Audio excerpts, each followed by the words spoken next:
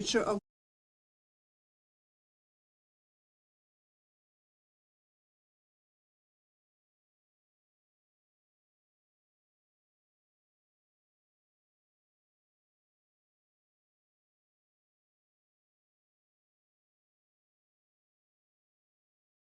it's called Norway and the EU undergoing change. It's funded by the ministry and in close cooperation with both the ministry and also ARENA, the Center for European Studies. We are kind of doing research on different topics relevant for Norway-EU relations. The project examines how shifts in Europe's political economic landscape affect Norway's relationship with the EU, and today's topic is a perfect illustration of these dynamics. In just a few years, investment screening has evolved from a rather technical regulatory tool into a core instrument in global geoeconomic competition.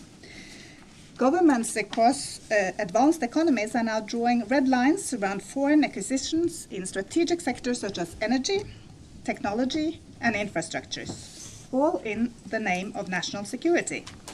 But these boundaries tighten, and we are forced to ask, what happens when security concerns collide with economic openness, and how might these choices reshape the very rules of globalization? To help us unpack these questions, we are delighted to welcome Sophie Meunier, Senior Research Scholar at Princeton, and one of the leading experts on international political economy and European regulatory politics. Sophie will share her insights on how investment screening is transforming the political economy of globalization and what this means for the future. And following Sophie's presentation, Guri Rosén, Associate Professor at the Department of Political Science at the University of Oslo and also Research Professor at ARENA at ARENA Center for European Studies, she will offer her comments and reflections. And after that, we will open the floor for comments and questions. So with that, thank you all for being here. And Sophie, the floor is yours. Thank you.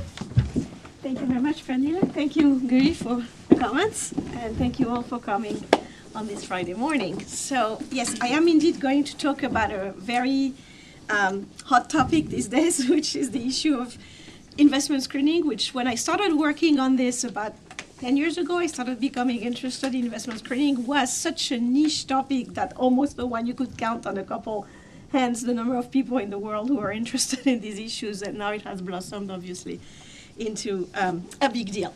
So that's what I mean by it has blossomed into a big deal. So at the beginning of the year, just this year, in the US, where I've lived for several decades now, we had within the scope of, just a few days, two very big headline-making stories that both involved these issues of screening that were in the news in January of this year, just a week before the actual transition from the Biden administration to the Trump administration. On the one hand, you had Joe Biden, who, as one of his last acts in office, blocked the proposed takeover of U.S. steel by Japanese company Nippon Steel. And just a few days later, the Supreme Court signaled that it would uphold the ban that had been passed on TikTok over national security concerns. And these two things happened like literally a couple of days before President Trump took office. And these are two investment screening stories that made it into the news in the US. But it's not a US story. It happens everywhere. So you've had, for instance, a couple of years ago in my home country of France, a story about the Canadian company Couche-Tard, which wanted to buy Carrefour, which is one of the world's largest retailers. And that didn't go through because for various reasons, but it didn't go through. You had stories in the news about the port of Hamburg, which actually went through, but with some mitigation measures where a Chinese port operator, COSCO, managed to get a 24.9% stake in one of the terminals in the port of Hamburg. That was a compromise. I'm happy to talk about all these cases later in Q&A. You have in Australia right now, there's a very big issue regarding the Port of Darwin. Port Darwin has been managed through a lease by a Chinese company, a 99-year lease, which was signed several years ago by the Northern Territories, but now the federal government in Australia is kind of trying to renege on the deal. So this is a big issue that's in the news right now. So this is not a US story only, and this is not a China story only, because some of these companies we're talking about come from, the acquirers come from Japan or come from Canada, come from other countries. And you also see in the news right now an explosion of articles about all these agencies and all these little groups that used to be very embedded in the technocracy, in the bureaucracy, these investment screening authorities, which are now making the news too. How a little-known agency holds power over TikTok future. So here we're talking about CFIUS, which is the Committee on Foreign Investment in the United States, which is in the Treasury Department.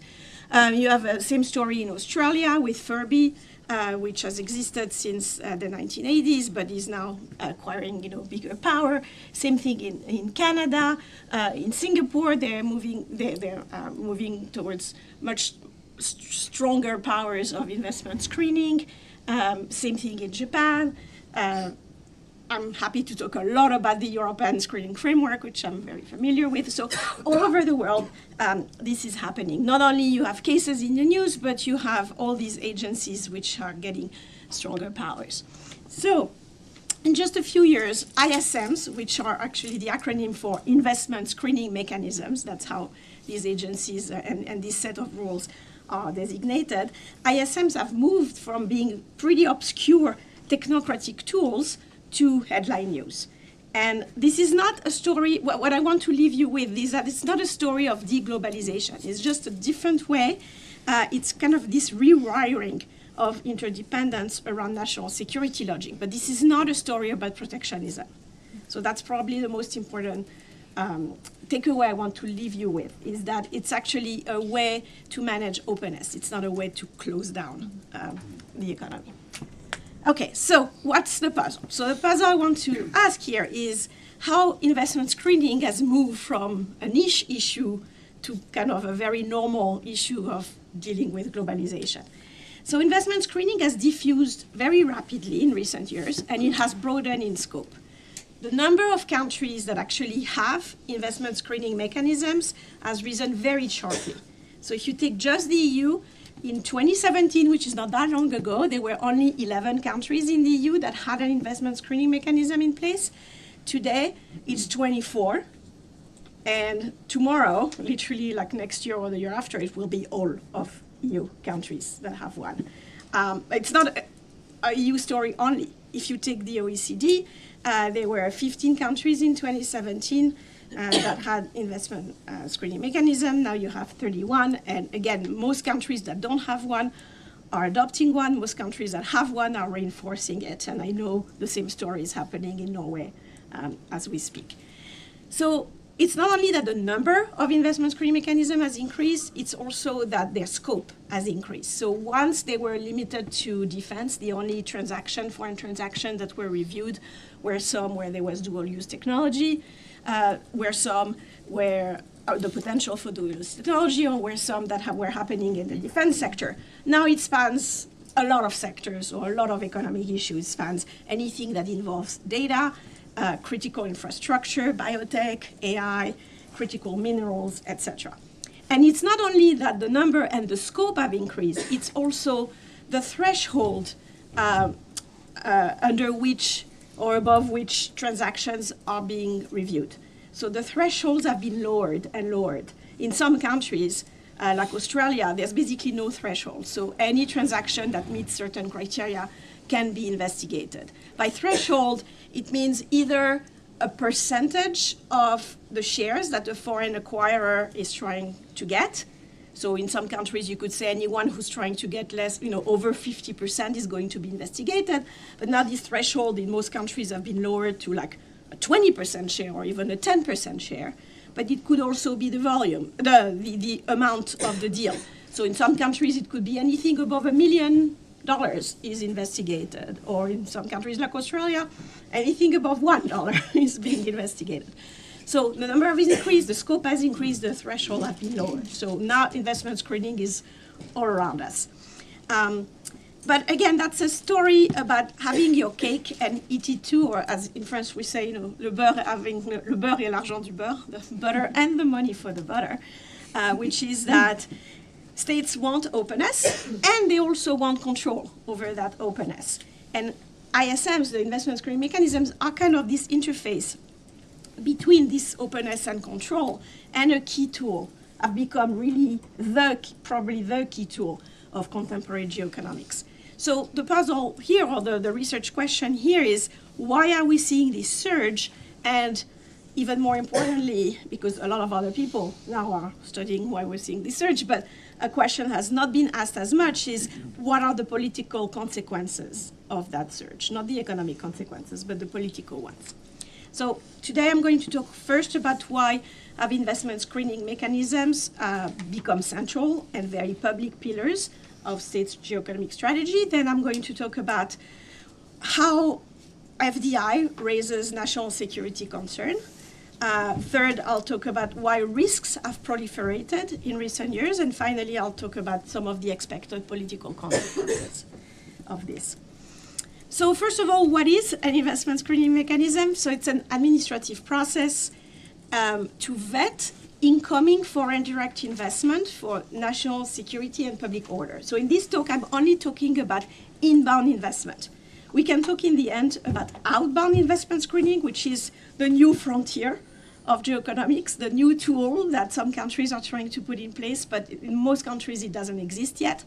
So here, when we talk about investment screening, it's inbound screening. So it's when a foreign company is trying to invest in a country, and they can invest in two ways. They can either invest through an acquisition, or they can invest by doing a greenfield investment, so creating something that didn't exist before. So that's the incoming investment. And ISMs have rules and criteria for, in some cases, checking whether these investments are okay, and whether they're okay for national security and public order reasons. We are not talking about checking whether these investments are okay for economic reasons. That's not what these investment screening mechanisms do. They are not saying these companies should not invest because we think economically it's going to create a competitor to that other company. That's not the point. The point is only we're checking whether it's not endangering national security. That's what these ISMs are designed to do. There are several outcomes that can come out of a review, of an investment screening review.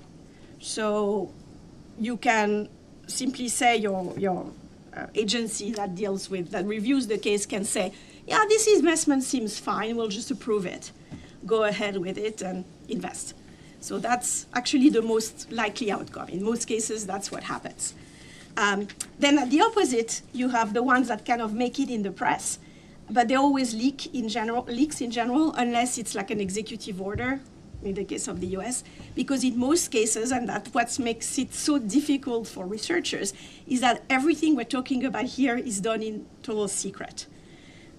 So these reviews happen in secret, the cases that are reviewed are secret, and the outcomes are secret. So all the leaks that we see in the press are correct or are not correct, it's very hard to infer. But that's what we know at the other end of the spectrum is deals are blocked. So these agencies can say, actually, no, this transaction should not proceed.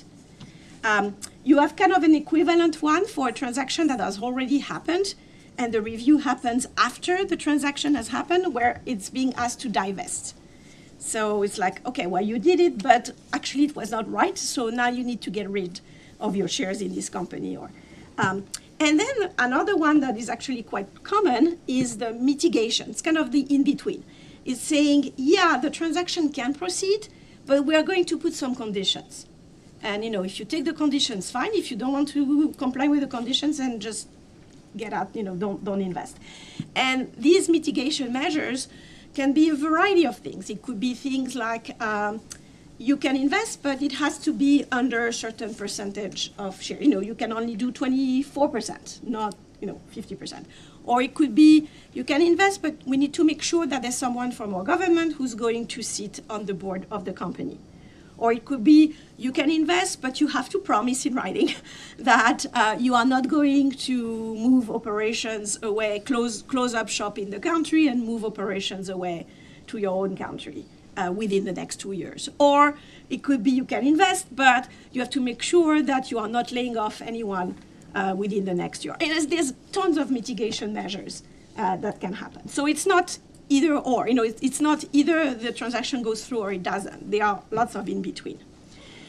And the typical elements that you find in these investment screening mechanisms and the way you can compare them across countries, and where they vary across countries, is in the scope of what's covered. So for instance, whether you are looking at different sectors of the, most countries actually have a list of sectors. That's what they say. Any transaction that happens within the sectors on this list are going to be subject to review. And the list of sectors, not surprisingly, has been growing and growing around, all around the world over the past 10 years. So it could be sectors. Some other countries actually don't do a sectoral approach. They just do a cross-sectoral approach. So it doesn't matter which sector you're in, transactions can be reviewed, even if they don't fall on that traditional list of sectors, which traditionally will include things like defense industry or energy or critical infrastructure or increasingly stuff having to do with AI or biotech. So that's what's usually included in the sectors. Then the triggers. So what type of control, what type of transaction we're talking about, whether it's something that could be about data, about land, and I'll talk more about the land issue and this issue in some of cases, whether you do the review ex ante or ex post. So there are some countries in which the review needs to happen before the transaction can even proceed. Other countries, it's like once the transaction has proceeded, then you submit it for review. Who is actually doing the review? So in some cases, in some countries, it's a centralized body. In other countries, it's like a multi-agency. Countries, it's like the EU has a coordination framework, which is yet another story. Then other features include the timelines. So what's the timeline under which the review can proceed? How many days does a company have to file, to send the information to the ISM for review? And then how long does the agency take to review the cases? Is it 2 weeks? Is it a month? Is it, because companies want to proceed with the transaction and they want it to happen fast. They don't want the government to sit on that transaction for a year. So everywhere they have pretty strict and short review timelines. What are the remedies? That's what I was talking about, the mitigation measure, etc.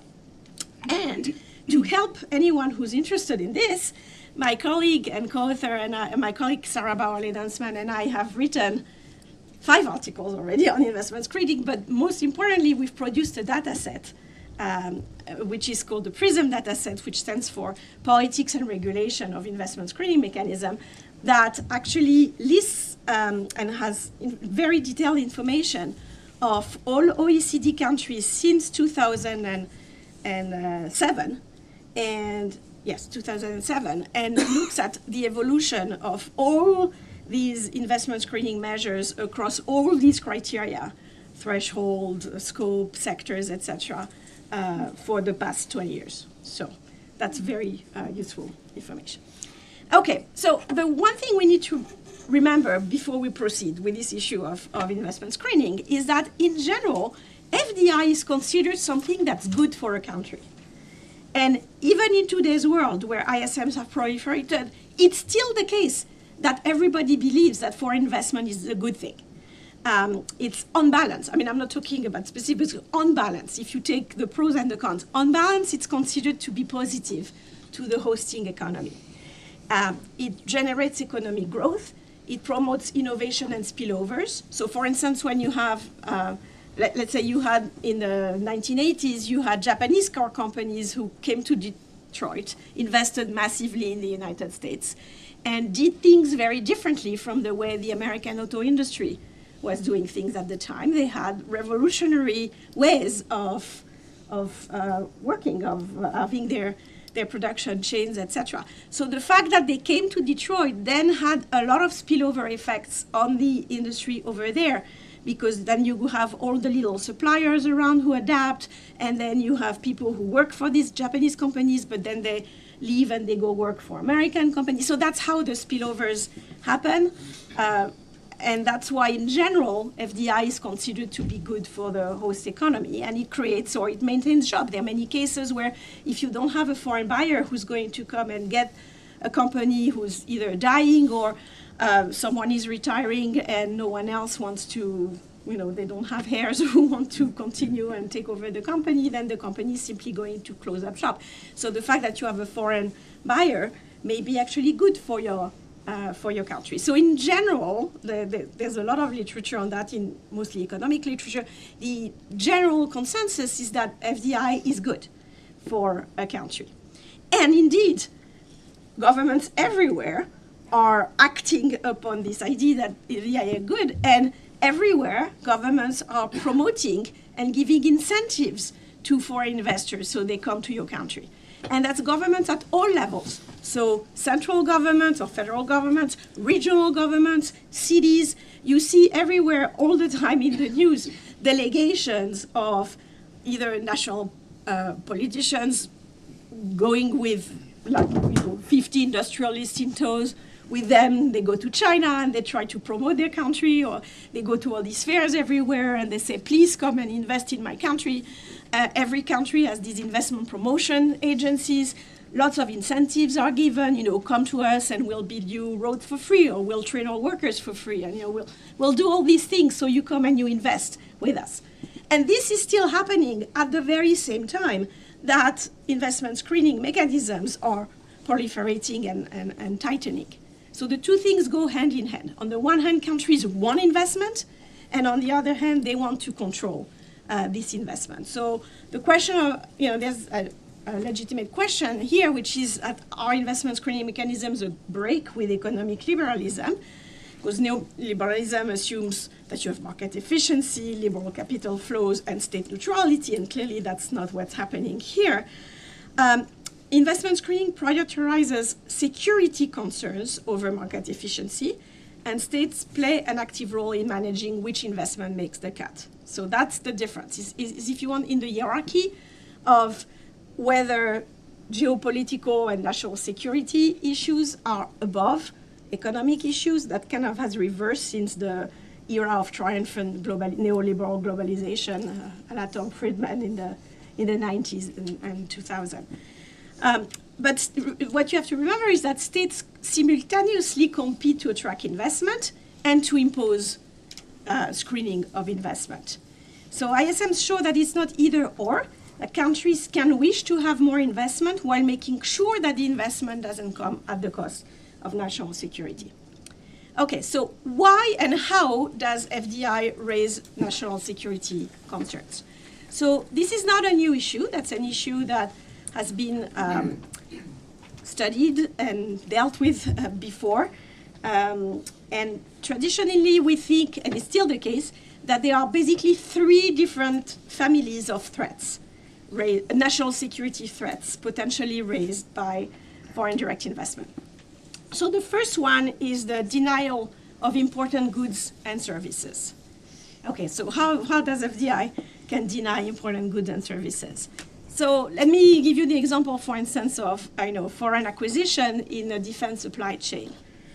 So you could have your prime contractors. So it's kind of obvious that if you have a foreign investment in one of your prime defense contractors, that could create a problem because the foreign owner could all of a sudden say, oh, well, I'll just take all this production and everything I'm repatriating to my own country. So you are left without your defense goods that you wanted. Could be the same with a small component. So sometimes it's not even done intentionally. It could be you have a foreign company and they buy this little thing which happens to play a role in a defense supply chain, and then they do what they want with it because they are the owners, and then it creates a problem because all of a sudden there's this hole that needs to be filled. You no longer have that good, and that creates all kinds of problems. Another problem, which is not even in the defense industry, but it could be simply your industrial base erosion. The fact that if you have ownership of all of a certain good or service which is owned by foreign companies, and then they decide to do what it's the free market, right? So they can do what they want once they buy it, unless they've been subjected to mitigation measures. They can say, oh, for economic reasons, we're just deciding we're going to close up our plants in that country, and we'll take just all the intellectual property, or we'll just manufacture everything at home, for instance, China. So countries are left without a certain good. And this was made extremely apparent during the pandemic, when all of a sudden many countries in Europe and elsewhere realized no one anymore was manufacturing PPE, personal protective equipment. All the masks, all the gloves, everything that was made in China. So that's the type of problem, this denial of important goods and services that can happen because of foreign investment. And this was the case in Germany. One of the most famous, important cases that actually led to the creation of investment screening at the European level was a case that happened in 2016 in Germany, when a Chinese company called Midea invested in KUKA, which was a German company, like one of the world's leading manufacturers of robotic arms, very advanced robotic arms, and which the German government was not able to prevent because they didn't have anything in the law that actually prevented that transaction from going through. I mean, the law has been reformed since because of that case, but it went through. And then all of a sudden you can have Germany going from being a leader, having like the leading company, to not having it anymore. And as I said, this is not an economic assessment, but it's a national security assessment. It could be a problem for your country to no longer have a leader in a field, a particular industrial field that can be very important for other applications. And then you can have a denial of important goods and services in cases that are neither about defense nor about really the industrial base, but that can be some about safety, security, or sovereignty in particular consumer sectors. And here I'll point you to a case that was extremely important in France, very important in actually giving the impulse to creating strong rules for investment screening in France, and that was the Danone-PepsiCo case. So there were rumors. The case actually never even went through, was never even announced publicly. But there were very strong rumors in, I think it was 2005, that American company PepsiCo wanted to buy Danone, which is one of the French and one of the world's largest agri-food companies, making water and yogurt and everything. So everybody joked at the time that, French national security was at stake when you touched yogurt. But actually, there are legitimate issues about thinking that your largest supplier of water and certain types of food is in foreign hands, and it could create all kinds of national security issues. So that's the number one threat, is that through foreign investment, that could lead intentionally or not to a denial of important goods and services. The number two threat is the one that's referred to as the sensitive technology leakage, is that you could have, through foreign investment, you could have transfers of know-how and transfers of technology, again, intentional or not. It's not always intentional.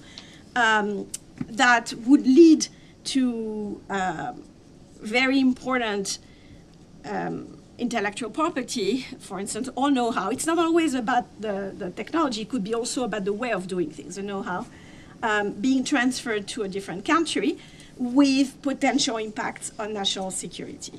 So there are several examples in the book so Sarah and I are writing a book called The Politics of Investment Screening right now. So we do talk about the Qualcomm-Broadcom deal, which was blocked in the US in 2018, precisely on this ground. So sometimes it could be that, as I said, it's intentional or not. The non-intentional part could be, for instance, that you have a foreign company that buys something in your country, so then, of course, everything is integrated. It becomes kind of a subsidiary of the home company, and so you have teams of engineers, teams of workers who work together, and in the process of working together, obviously, they share a lot of things, and they may not realize that some of that stuff is covered under export control rules or other types of rules, and are infringing. So that's the non-intentional part. Of course, it could be done very intentionally as well, that you have a company, foreign company, that buys a company in your country because they're very interested in the intellectual property. And then, of course, they take the intellectual property, which is not stealing, it's just buying very legitimately, and then they use it to make something in their country that can have national security implications for you. So that's the leakage of sensitive technology and know-how. And the third one is probably the most obvious one that everyone will think about. It's the infiltration, surveillance, and sabotage. When you have foreign ownership of critical infrastructure, such as energy, telecom, water, that could be used for information or sabotage. So, for instance, here you can think about the debates in Europe over allowing Huawei to build 5G networks, or you have all these debates about ports. We can start imagining all the ways that ports could be used, that port ownership could be used as a way of doing surveillance or sabotage in some cases. You could imagine that in case of, if you had a port or other type of critical infrastructure that was owned by, let's say, Russia or a Russian company that owns critical infrastructure, well, in case that there is a conflict, they could do something with it. They could either shut it down, which would create all kinds of log jams, or if it's not a port, if it's a nuclear power plant, for instance. I mean, there's so many things you can imagine that could go wrong when you have foreign ownership in critical infrastructure. That was actually a very big issue, again, that played a big role in reforming the law governing investment screening in the United States, when in 2006, I think it was 2006, Dubai Ports World, which is one of the largest managers of ports in the world, wanted to own, was about to do a deal to own the Port of New York, 5 different ports in the US, including the Port of New York and New Jersey. And that deal actually went through through the CFIUS process in the United States. It was accepted through the process.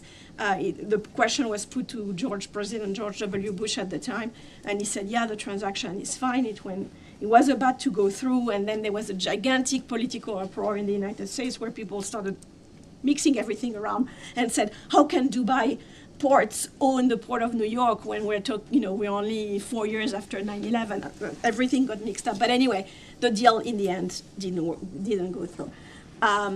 So sometimes it's not even about the foreign ownership in critical infrastructure. A deal could pose a problem for surveillance or sabotage issues, especially surveillance, simply because of where it is. Not what it is, but where it is located. So the best example of that is provided by a case that happened in 2012 in the United States and was actually blocked by President Obama through, again, an executive order. That was the case of the Rolls Corporation. So Rolls was a small company that was owned by two Chinese nationals who worked for a big Chinese company. So it was not even a big Chinese company buying Rolls, but it was buying what I will tell you, the story, a funny story here. But it had been like this small company made up explicitly for that purpose. And what they bought was 4 wind farms, just wind farms, nothing, nefarious. But the reason why this deal was blocked, and it was wind farms in Oregon, in the United States, on the coast of Oregon. The reason why it was blocked is that these 4 wind farms just happened to sit on the hill, and the hill just happened to be above an American Navy base, where they had lots of low-flying, aircraft and drone flights, etc. So it was the perfect location for surveillance.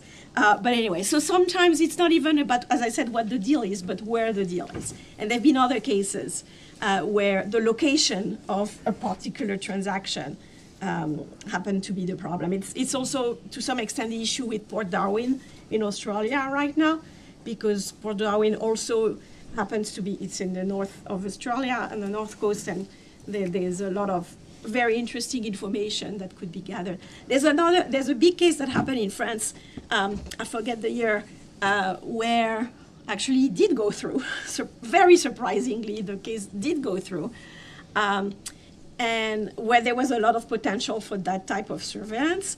This was the case of the Toulouse airport, which was, there was a bid for half, I think it was half of the ownership of half of the Toulouse airport. And there was a Chinese consortium. It was not even a big Chinese company. It was a consortium that had been made up for the explicit purpose of bidding on the Toulouse airport, headed by someone nobody had ever heard of. But that consortium happened to give a bid for buying that Toulouse airport, which was 20% higher than the next bid, which was done by Vinci, which is a big French-owned manager of airports all around the world. And the deal actually went through. But what's interesting is that it's not any random airport, Toulouse airport. It's like literally sitting on the other side of the fence from the Airbus factory. So very surprising that this deal went through. But since then, since that deal, the investment screening in France has been very, very strongly reinforced. Okay, so that's how FDI raises national security concerns for these 3 big families of threats that we have.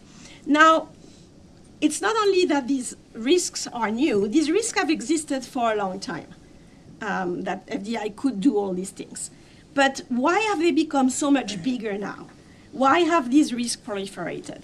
So they've proliferated for 3 big reasons. Sorry, kind of 3 big reasons. The first one is they've proliferated for security reasons, because the sources of FDI have changed.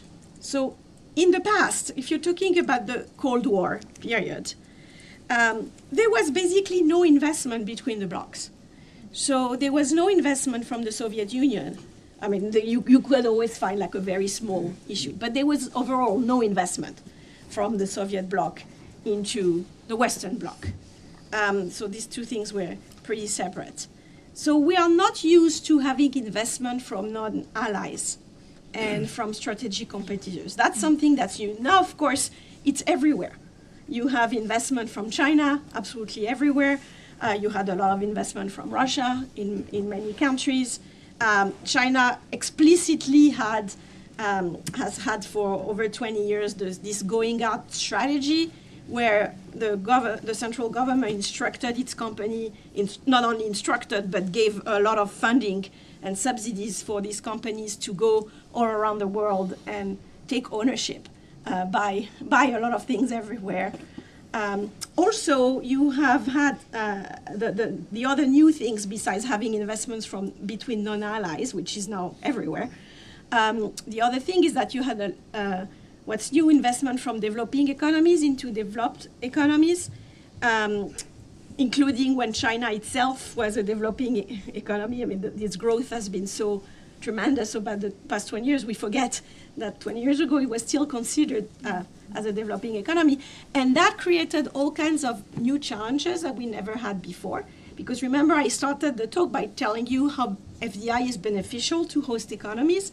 And it's beneficial in part because you have all these spillovers that come from having usually a more advanced company invest in a less advanced company, and so they bring all this technology and know-how. Well, when you have investment from economies that are less advanced, which we have seen, it's no longer the case with China, obviously, because if you're looking at so many industries, electric vehicles, batteries, etc., they are the more advanced, and we are the ones lagging. But 20 years ago, it was still the case that a lot of Chinese companies, the reason why the Chinese government gave all these instructions to their company to go out and invest was to legitimately acquire all this know-how and intellectual property. So all of these transform the risk profile, if you want, and really dramatically increase all these risks that I've been talking about. The fact that all of these security issues, and of course now the fact that you have actual conflicts in several parts of the globe. So that's the number one reason why risks have proliferated. It's like all these new security issues that were not there before with FDI. The second one, the most obvious one, is that technology has changed. And the digital transformation means that there is data everywhere. So it's very hard today to think about investment screening in purely sectoral terms, saying, we're only going to screen transactions that happen in the defense sector or the critical infrastructure sector, because anything today can potentially become a national security risk simply because of the existence, the ubiquity of data. So if you're looking at just at the US, I put two cases there to talk about. So for instance, Grindr, which is a dating app that was blocked. The transaction was actually blocked because it was a Chinese owner who wanted to buy this gay dating app. So you can imagine all the potential with all the data that's available to, if you have someone, who has like nefarious purposes and wants to use all this data for, I'm not even going to go into the risk, you can imagine. Same thing with Stay in Touch, which was, it seems very innocuous, like a hotel management software. That was same thing that was owned, or that was about to be owned by a Chinese company. I think they asked for divestment, so it was actually owned by a Chinese company. And it was a software that simply simplifies the check-in and check-out at hotels. But same thing, can you imagine, if you start running all scenarios with someone who has access to all your hotel data, when you checked in, with whom you checked in, what day you were there, what you ordered.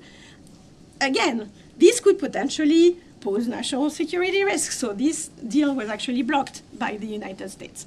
So this is no longer a sectoral issue. That's why the US doesn't have a sectoral issue, it's cross-sectoral. Because here you're talking about, a dating app or hotel management software. That would not fall under any of the sectoral categories that other countries use to ask for a review of foreign investment. But also because now you have the potential for dual use everywhere, not only in aircraft or some types of vehicles, between AI, biotech, quantum, etc. You could have a lot of things, electric vehicles, civilian drones, a lot of things that could have this dual use. So really the proliferation of data, the ubiquity of data, you can have your Alexa device, you can have your connected watch, you can have all of these things, which now pose national security risk when they didn't before.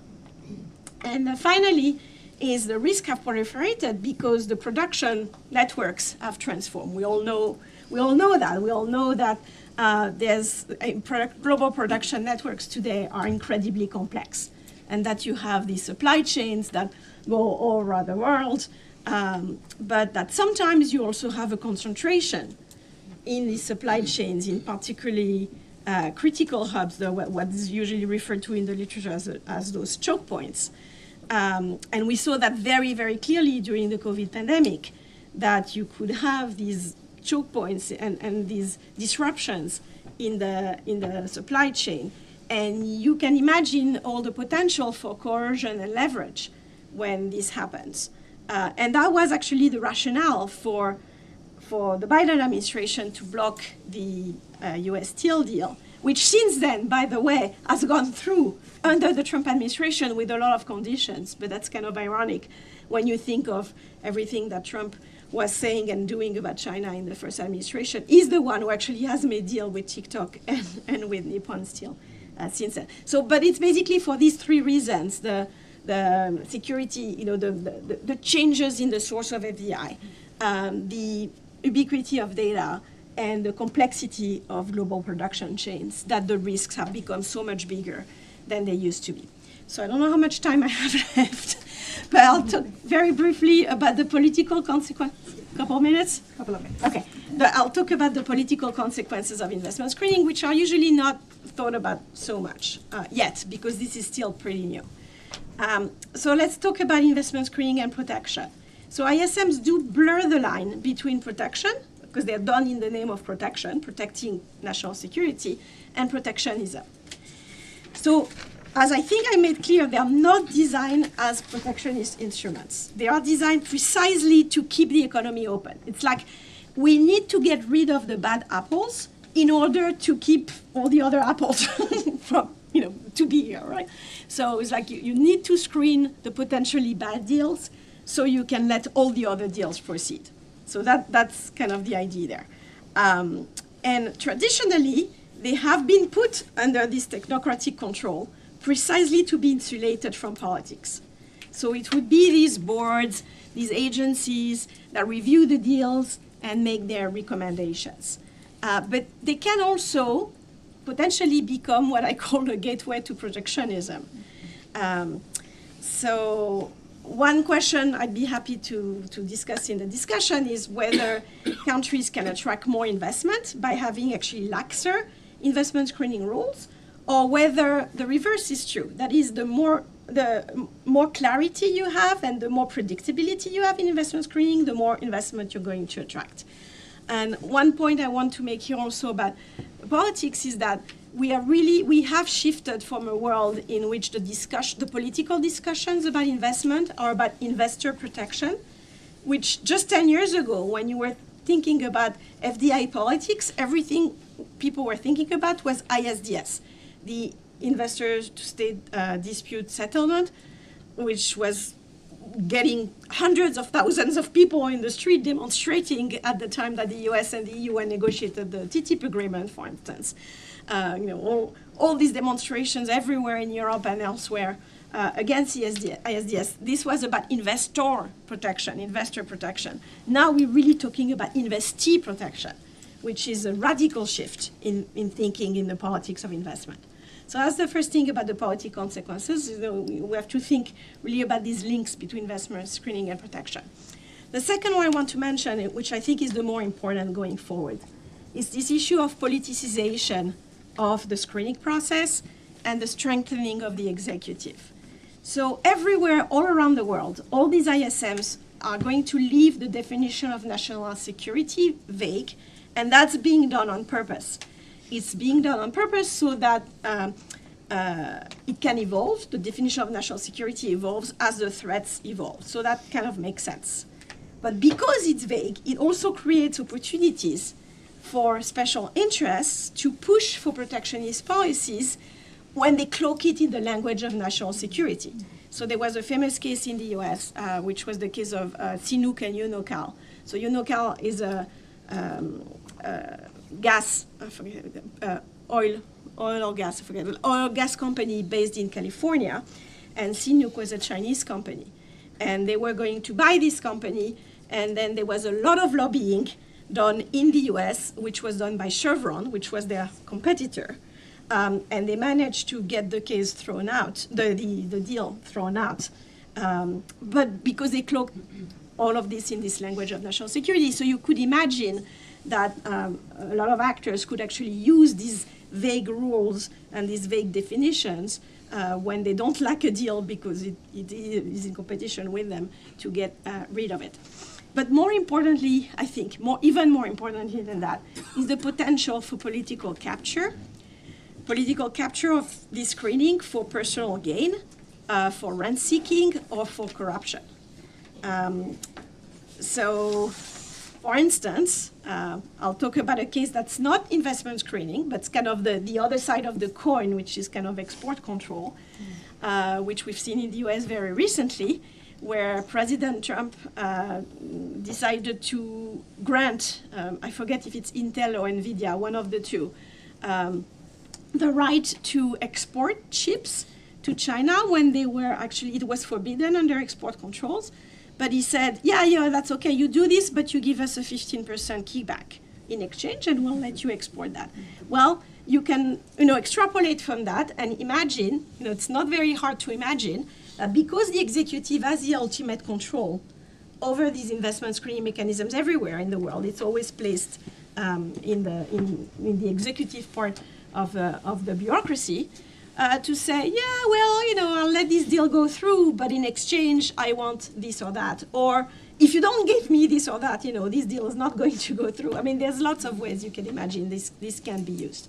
So I think when countries design their own ISM or do a reform of the investment screening rules, or a country like Norway, which I know is in the middle of a reform, you really have to think about what guardrails can be put in place in this design to prevent such political capture.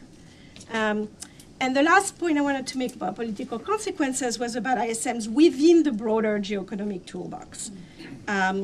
You could imagine that, I'm going to use two metaphors that have nothing to do with each other. But the first one is that you can imagine that ISMs are a canary in a coal mine, which is a symptom of the skepticism towards neoliberal globalization. They're kind of the first one of these tools to have emerged and to have emerged so publicly, right? So before any of the other tools we're talking about today, could also be seen as a Pandora's box, which is how I myself have written about investment screening in the context of the European Union. That the second you kind of lifted the lid of geoeconomics by allowing some kind of investment screening at the EU level, all of a sudden you have all these new tools that came out of it. You have, the foreign subsidies regulation, the international procurement agreement, you have the anti-coercion instrument, all these things that within the span of like 2 or 3 years came out of nowhere and were allowed by the first one, which was investment screening.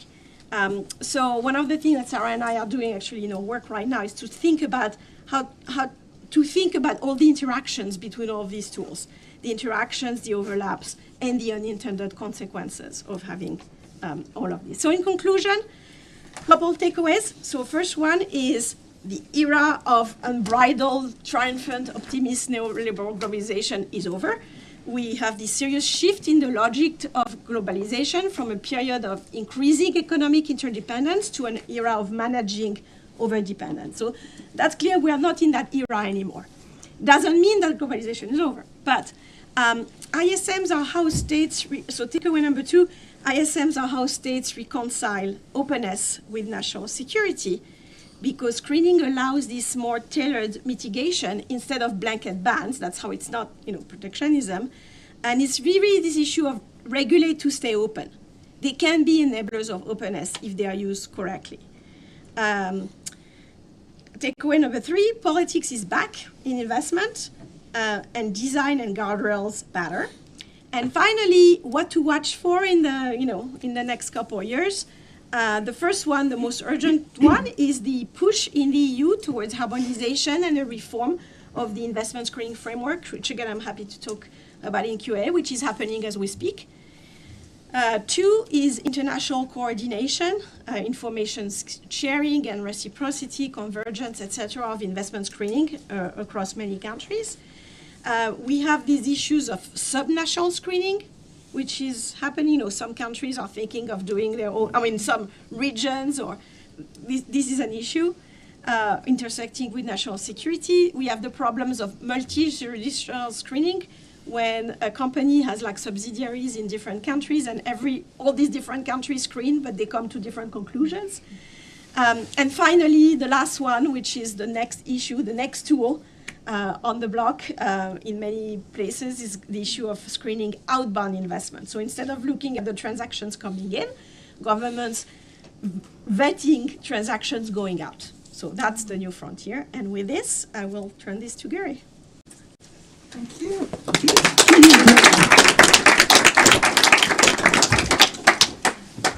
Thank you, Sophie, for a very interesting presentation. Do you want to sit there, or do you have that? Yes. Thank you. Thank you for giving us this. Do you want me to? Is that okay? Yeah. No, so thank you so much for giving us this overview and insight into the state of investment screening. So I'm just going to... Okay. So, yeah. So giving us this overview and insight into the state of investment screening, but also sort of taking a look into the future, I would say. And I also, before the seminar, I had the pleasure of reading your recent article in Law and Geoeconomics that I highly recommend, where you sort of bring up a lot of new issues, new problems, discuss where there's a need for further research, but I also think sort of political focus and attention.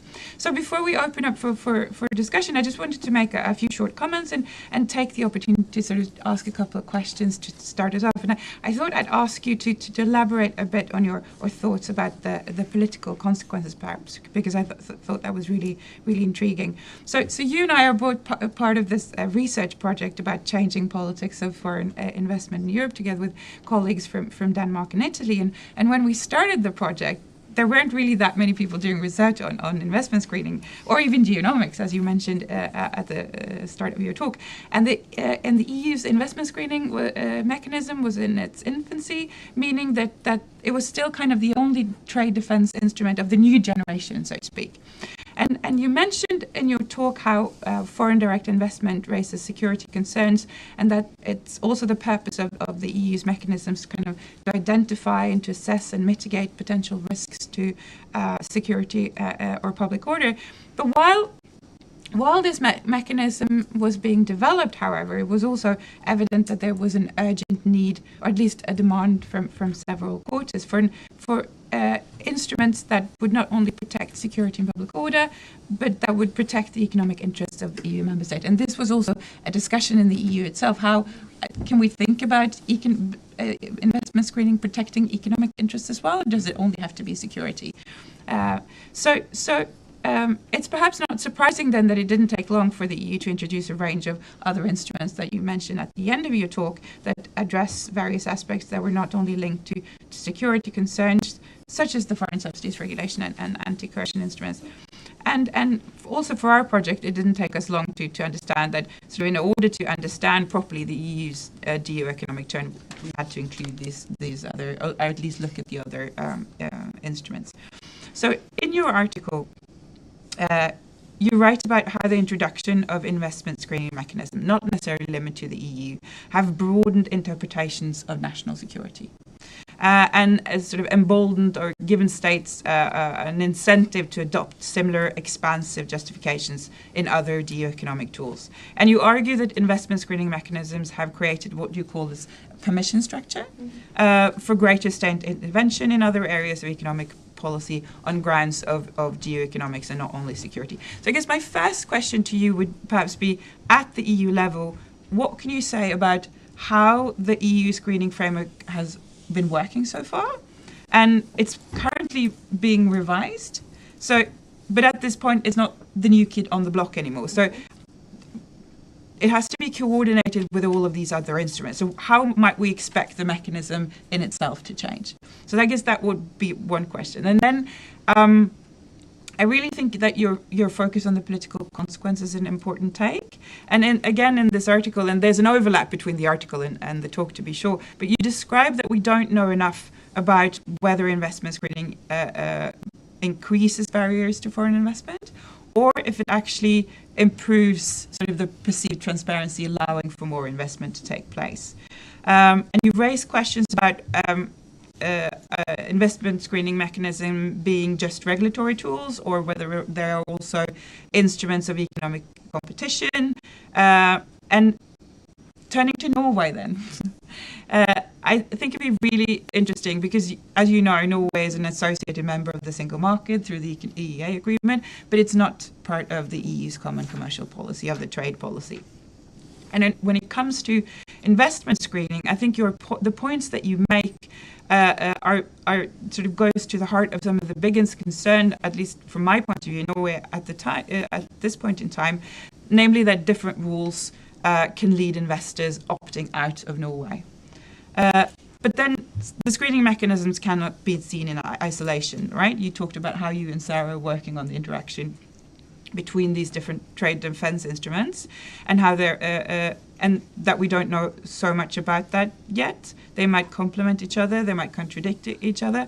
So I guess my second question would be how you see the role of third countries, and then particularly Norway, in light of this new geoeconomic turn, in light of the not only the screening mechanisms perhaps, but perhaps you could sort of share some thoughts about how you think they interact, and whether then, from a Norwegian perspective, would it even make sense to sort of incorporate or take on board just one of these instruments, or is it an all or nothing situation almost because of the interaction between them? Yeah, huge questions. Yes. Thank you so much, Guri. Thank you to both of you. I would just, you can just start answering Guri's question, and then I will open the floor for people to sign up if they have questions. Well, I'm going to try to answer the first one, which is how the EU screening framework has been working so far. So let me give you a little bit of background on this. So first of all, the EU never even envisioned dealing with investment screening earlier, because until the Lisbon Treaty of 2009, the EU did not even have competence over foreign direct investment policy. So this was not an issue before. It's an issue that was never raised before, never raised in any enlargement, never raised because the EU was just not in charge. This changed during the Lisbon Treaty, which transferred foreign direct investment policy under the common commercial policy. The transfer happened in pretty murky circumstances. So it not only happened during the Lisbon Treaty, but it took almost an additional 8 years after that for the Court of Justice to finally adjudicate over what was included under foreign direct investment in the Treaty of Lisbon. So basically until 2017, the EU, in a nutshell, was not in charge. So it's only after 2017 that it's in charge. And interestingly enough, it's in 2017 that you have 3 countries, France, Germany, and Italy, that go to the Commission and say, and that happened just after the KUKA case in Germany I was referring to, that say, okay, well, we have a problem. We each have our own investment screening rules, but it makes no sense to have a common market and have different rules for screening investors. And most of our peers in the EU don't even have investment screening at all. Remember, I told you by 2017, only 11 countries in the EU had something. So they said it makes no sense, we need to do something. So the EU basically spends the whole summer of 2017 thinking, well, what can we do? Should we even do something? And they come to the conclusion that because of the onslaught at that time, there was basically an onslaught of Chinese investment in Europe, which in many cases were the only investors that were there. If you take countries like Greece, for instance, coming out of the euro crisis, they had this laundry list of assets up for sale, $50 billion worth of euros worth of assets for sale, and nobody was buying except Chinese investors. So actually, I wrote a paper in 2014 that was called "Beggars Can Be Choosers," because they didn't have a choice of which investor. They only had those investors, so they had to take them. So, long story short, but so at this point, the EU thinks, okay, there's really a sense of urgency. We need to do something about investment screening. Now we have the competence. What can we do about it? So, from my interviews, it was pretty clear that it took the people working on this at the Commission less than 48 hours to decide against a system like the US system, CFIUS system. So a CFIU, some people were thinking, let's do the equivalent of CFIUS at the EU level, which would be a very centralized system whereby the EU would have the ultimate authority over allowing transaction in EU member states or not. And they basically told us it took us less than 48 hours to give up that because we knew it would never work, or it would take 20 years of negotiations between the member states to do that, and we were in a sense of urgency. So instead they went for the opposite system, which was to pick something that would be accepted by everyone because it seemed so lightweight. So they came up with a coordination framework. So the idea was that all member states had to share information about incoming deals that were meeting a series of criteria, which are listed in the regulation, which the regulation was passed in 2019 and approved in 2020. So if you know anything about EU politics, starting working on the regulation in the fall of 2017 and having it approved in March 2019 is like super speed, very, very speedy. So it was passed extremely quickly. So it's a coordination mechanism. So the countries were to share information about incoming deals meeting certain criteria. Then this information would be studied by the European Union. It's done in DG Trade. They created an investment screening unit inside DG Trade. But the other countries were also allowed to examine this transaction. And at the end of the day, which is very quickly, so for phase one, I think it's like less than 2 weeks. They had to give their judgment, the assessment in less than 2 weeks. And unless there's a secondary assessment, which is phase two, which 80% of cases are gotten rid of in phase one. At the end of the day, both the EU and the other member states, if they want to, they could give an opinion to the country where the transaction was supposed to take place and say, we really don't think that you should accept that 35% share in the Port of Hamburg. Or, we don't care, that's fine, do what you want. But in the end of the day, it's the country that hosts the investment that has the ultimate decision-making power. So they can say, thank you for the information, we'll take it into consideration, or they can say, okay, well, fine, thanks, but no thanks. So that's the system as it is now.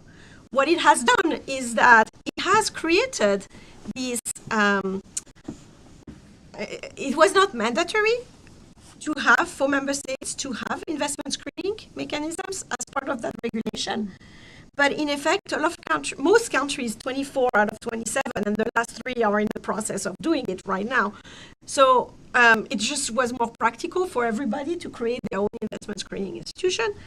So the system has worked pretty well so far in raising awareness about investment screening, in telling lots of countries who did not even know it was a thing that was being done.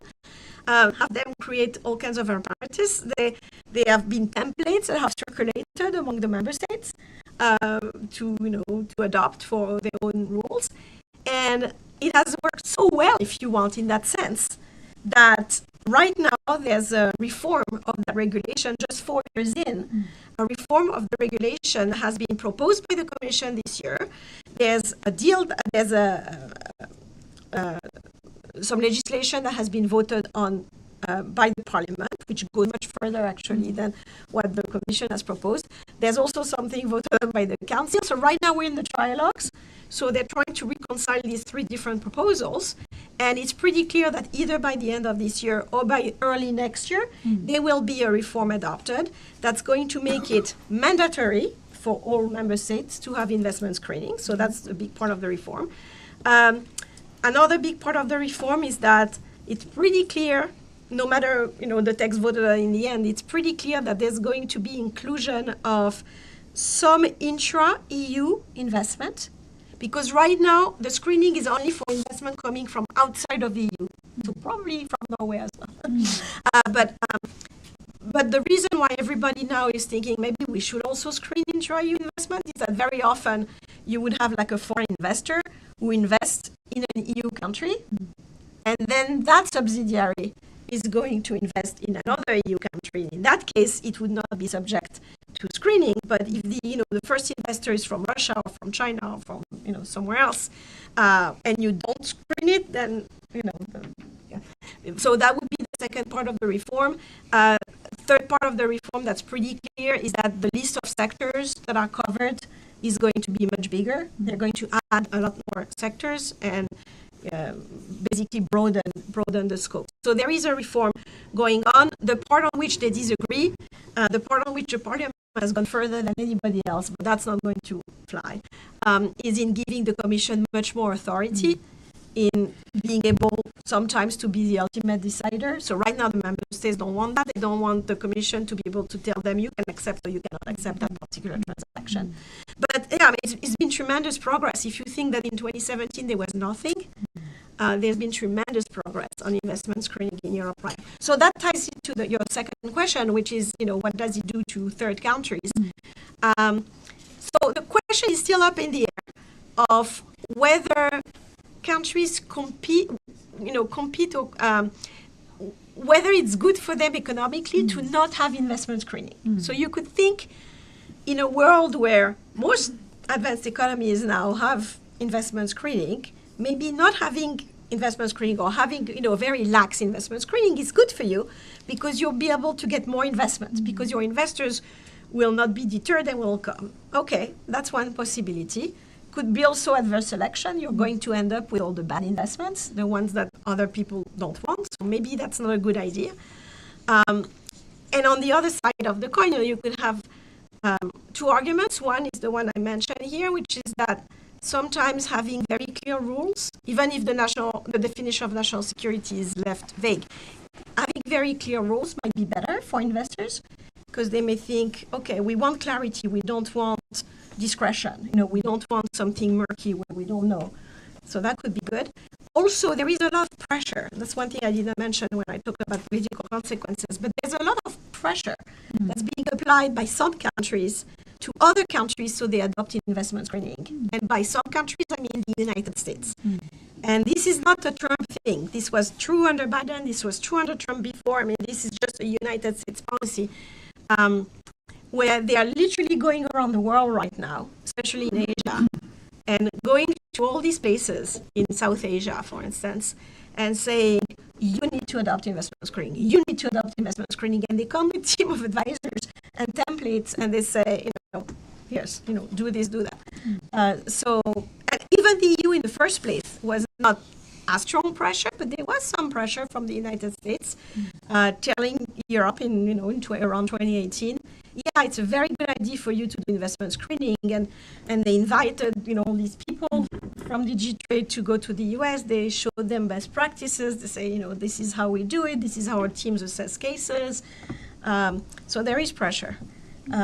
So again, I would say for a country like Norway, it might be a good idea to join the bandwagon.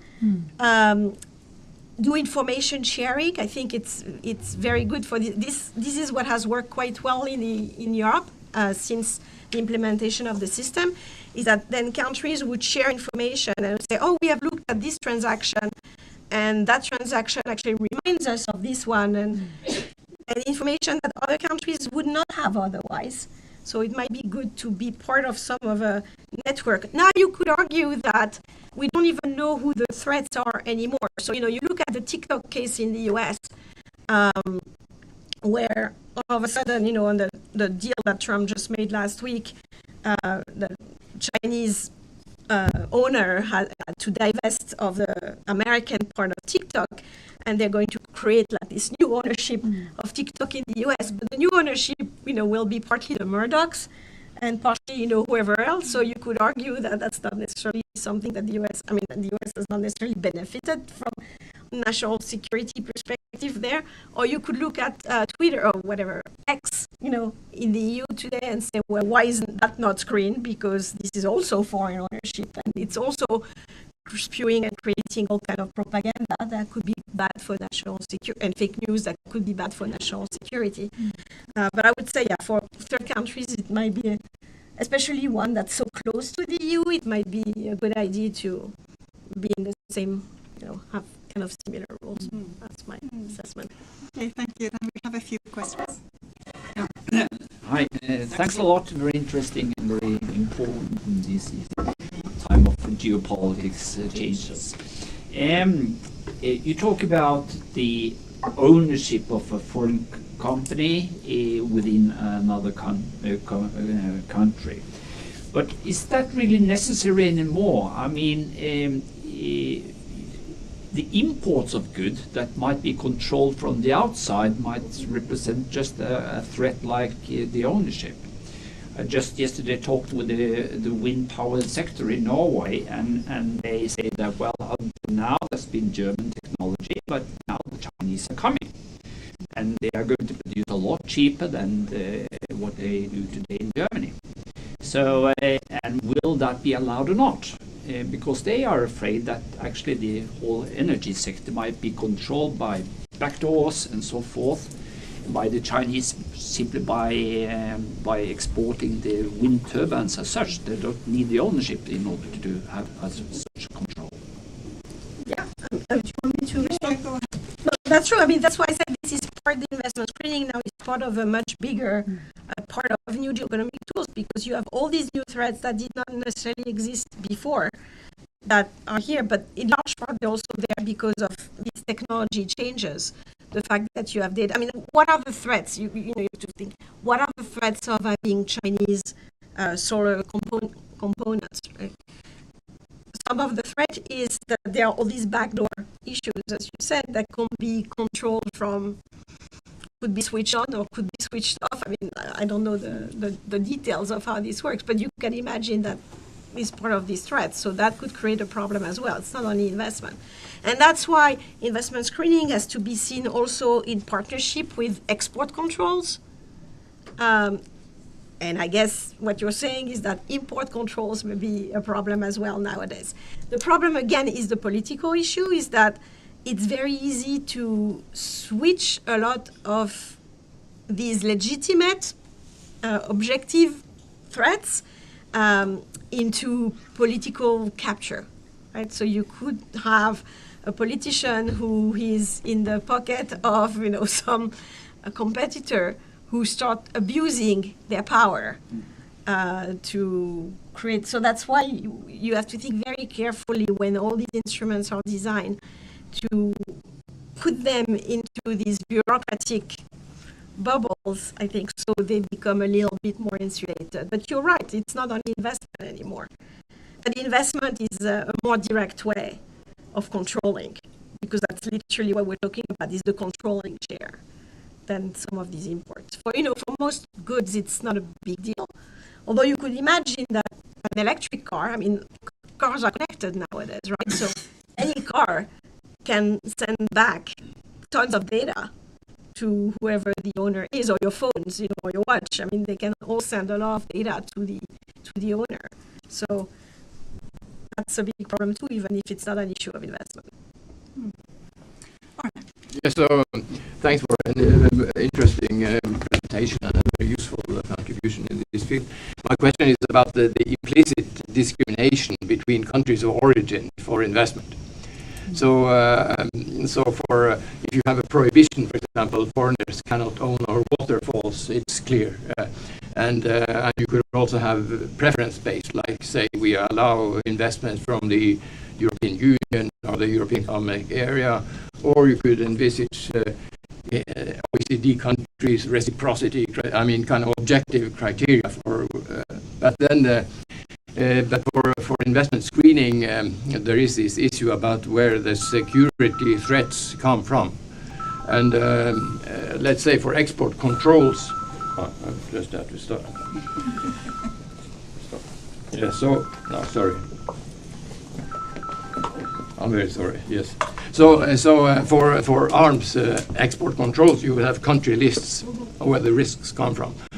For dual use, you would have a kind of similar regime, although you don't have these lists. But so could you have more explicit or clear rules about where the security threats emanate, or should we strive for this, or this is a kind of implicit China thing? No, so for now, actually, none of these investment screening have country lists. So it's all non-discriminatory between countries. And indeed, if you look at so as I said, everything is secret, right? So it's very hard for researchers to work on this because we don't know, we don't have a list of the cases that were reviewed and a list of what was adjudicated. But what we know, many countries do publish, and the EU does publish a report, and the US CFIUS does publish a report also every year, every 2 years. But what they list is how many cases altogether were reviewed, and they list the main countries where the investment was coming from. So that we know. And we know, of course, that China is kind of pretty at the top now. But in the US, for instance, after China, the other countries being reviewed, it's France, it's the UK, it's Germany. And same thing in the EU. Most cases are reviewed in the EU, actually, I think, come from the US, which today, of course, you could argue is definitely a national security threat.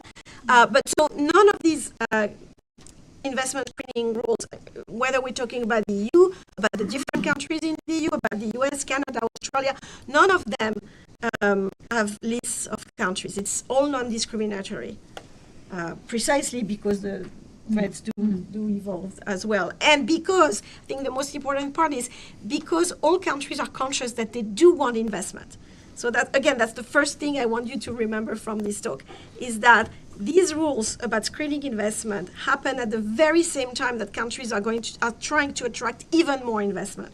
And they're trying very hard to attract investment. So the reason why they don't put these lists is that they don't want to deter investment.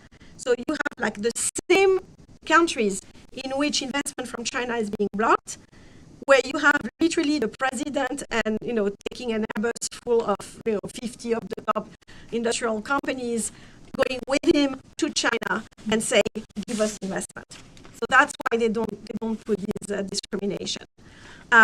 So it's true, and I've written about the genesis of I've written several articles about the genesis of the EU screening framework, in which I interviewed lots of people. I asked, is it a China story only? So obviously it's a China story, but not only. And in the EU, it was also a Russia story. It was a Russia story after Crimea, because there was the idea that no one had done anything about the invasion of Crimea, and that there were a lot of Russian investment that started to come in some of the EU countries that these countries were afraid of. But no one was interested in hearing about the threat from Russian investment at the time. So what I gather from some of the interviews, although this is really written nowhere, but is that some countries that were afraid of this Russian investment, mostly in Eastern Europe, tried to make it into a China story, because China was the only place that could be heard. I mean, when you talk about the China threat, people would listen. But when you talk about a Russian threat to this investment, no one would listen, especially not Germany. But by making it into a China story, it became acceptable. So, long story short, it was mostly a China story that prompted the creation of the European investment screening framework, but it was also disguised Russian story. But no one is discriminatory anywhere on this. We have a final question here and over there. Yes. Yeah. Can you say something about the education system in the West compared to China, for example? How they come into this, and also the value of the dollar and the debt of the dollar. How that come into this? I think we take I'll take maybe all the last questions together. Yeah. Oh yeah. Thanks for the presentation. I was just wondering about. So we had this.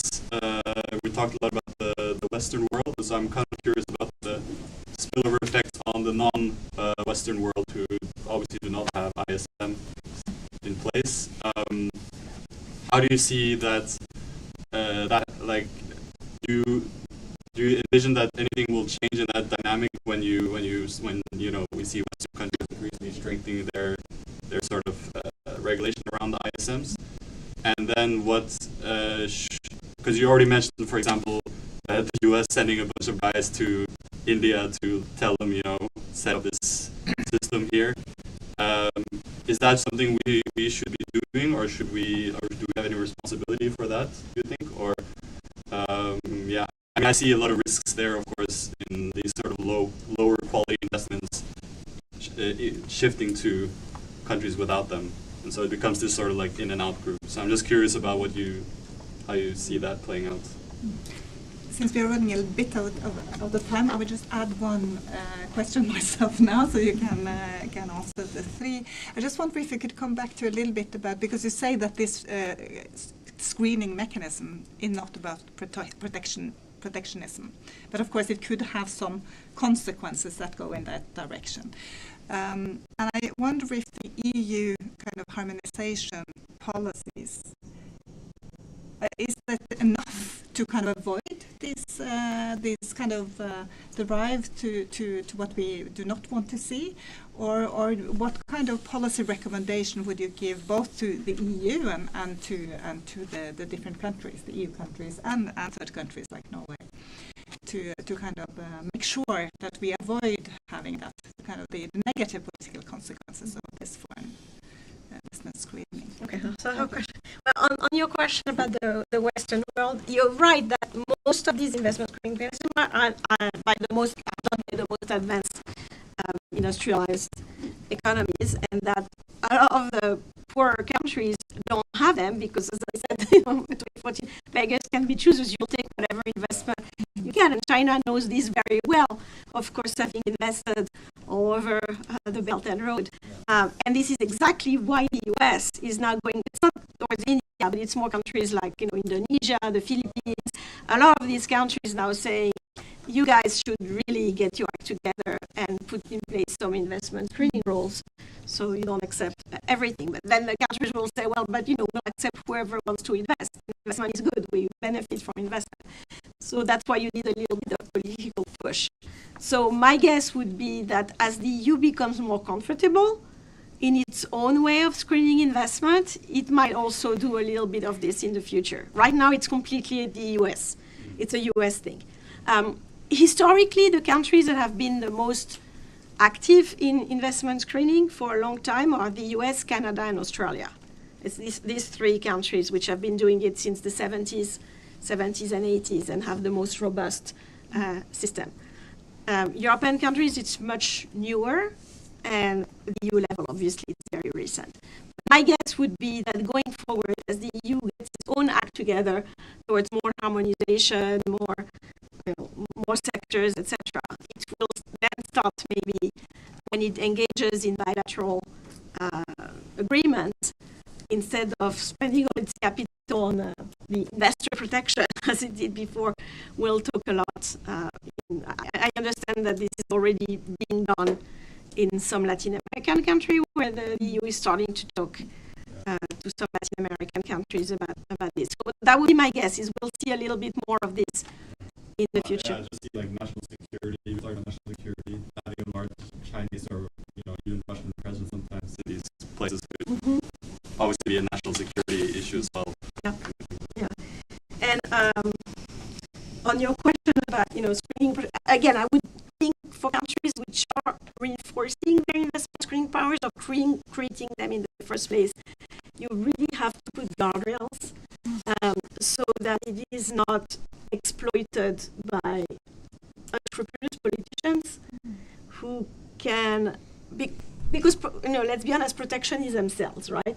It's much easier to talk to your voters and say, we'll protect you against these foreign this and that. It's easier to understand than the argument for having an open economy and bearing the costs. So this investment screening issue, investment is different from trade, because when you bring in foreign investment, you usually help secure jobs and growth. So it's a little bit different from trade.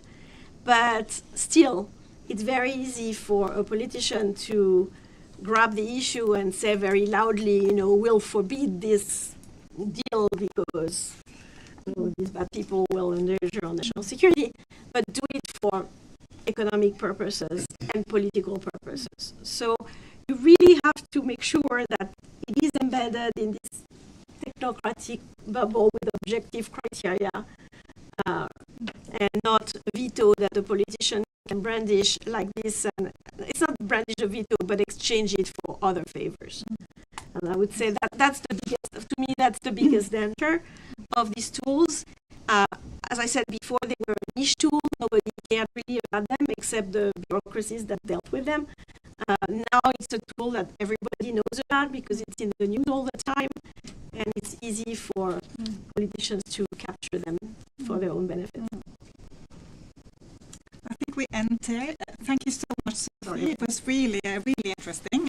This is not my topic, so I learned a lot. And thank you also to Guri for very excellent comments. So we'll follow your work, and I hope we see you soon again here. Thank you. Thank you.